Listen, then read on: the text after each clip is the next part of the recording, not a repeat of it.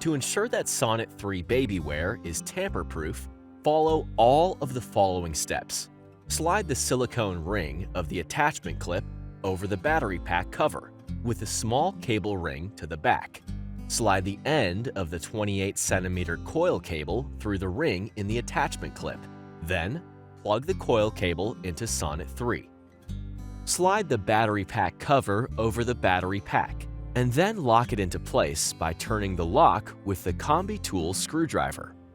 Then, remove the ear hook by pushing the ear hook pin through the hole using the pin removal tool. You do not need to remove it completely.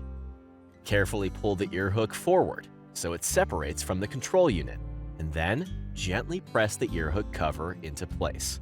Then, press the pin back in.